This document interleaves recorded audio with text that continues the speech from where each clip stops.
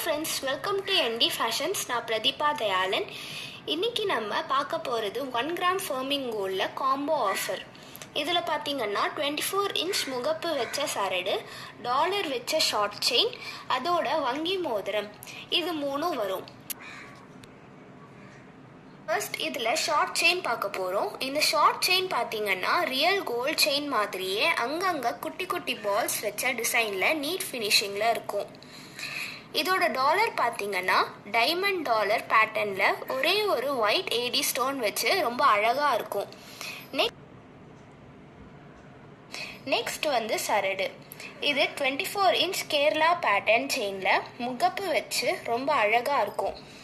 இதோட முகப்பு பார்த்தீங்கன்னா white with ruby AD stone வச்சுருக்கும்.